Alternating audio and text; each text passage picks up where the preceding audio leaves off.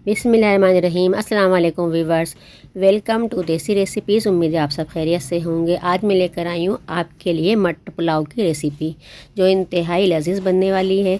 तो चलिए हम रेसिपी को स्टार्ट कर लेते हैं। 1 कप मैंने कुकिंग ऑयल लिया है, इसको मैं गरम कर लेती हूँ। अब मैं यहाँ पे ऐड करूँगी 2 दरमियाने साइज़ की प्याज। इसको मैंने बारीक स्लाइस में काटा है, आप भी इसी तरह बारीक स्लाइस में ही काटिएगा।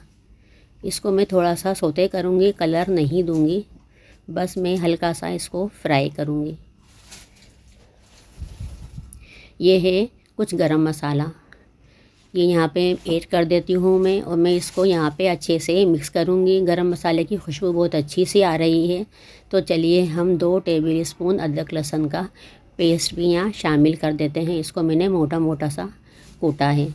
तो चलिए हम इसको मिक्स कर लेते हैं चंद सेकंड के लिए। 8 से 10 अदद मैंने लिए हरी मिर्ची। यहाँ पर हम हरी मिर्चों का पेस्ट ऐड कर देते हैं, फिर इसको अच्छे से करेंगे मिक्स। अच्छे से मिक्स हो जाएगा तो हम इसके अंदर 1.5 टेबल स्पून नमक ऐड कर देते हैं। इसको भी हम अच्छे से मिक्स कर देते हैं। सीज़न के मटर आए हुए हैं तो आप ये रेसिपी ज़रूर बना के ट्राई कीजिएगा, ये बहुत ही ज़बरदस्त सी बनती है।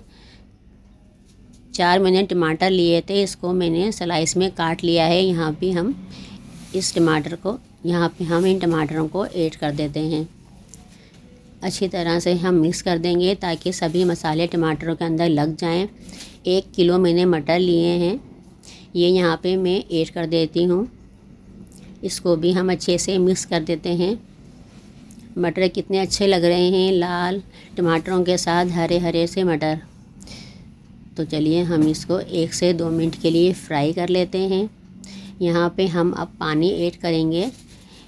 1 गिलास मैंने पानी यहाँ पे ऐड किया है ताकि ये मटर अच्छी तरह से गल जाएं। अब मैं ढकना लगा के रख देती हूँ। तो 10 मिनट के बाद मैं ढकना हटा रही हूँ। मटरों में अच्छा सा उबाल आ गया है। तो देखिए, चलिए हम चमचा चला देते हैं। मटर हाफ़ डन हो चुके हैं तो हम इसके अंदर दही ऐड कर देते हैं। आधी प्याली मैंने दही ऐड किया है, और कुछ मैं हरी मिर्चें यहाँ पे ऐड कर रही हूँ स्लाइस करके। और एक मैंने बड़ा नींबू लिया था, इसके भी मैं स्लाइस करके यहाँ पे मैं ऐड कर रही हूँ। फिर इसको अच्छे से हम मिक्स कर देते हैं। रेड चिली पाउडर और रेड चिली फ्लेक वगैरह मैं यहाँ पे ऐड नहीं कर रही हूँ। वैसे ही हमारा मटर पुलाव बहुत ही ज़बरदस्त सा बनने वाला है। कुछ हम यहाँ पे पुदीने के पत्ते भी ऐड कर देते हैं और बहुत अच्छी सी खुशबू आ रही है इसके अंदर। तो देखिए उबाल आ चुका है और मटर भी हमारे तकरीबन गल चुके हैं। तो मैं यहाँ पर चावल डाल देती हूँ। ये मैंने बासमती राइस लिए हैं 1 किलो, तो मैं पानी यहाँ पर 1 किलो ऐड करूँगी। इसको अच्छे से मिक्स कर देते हैं।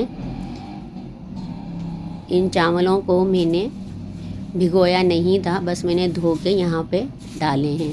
तो देखिए उबाल आने तक हम इसको पकाएंगे।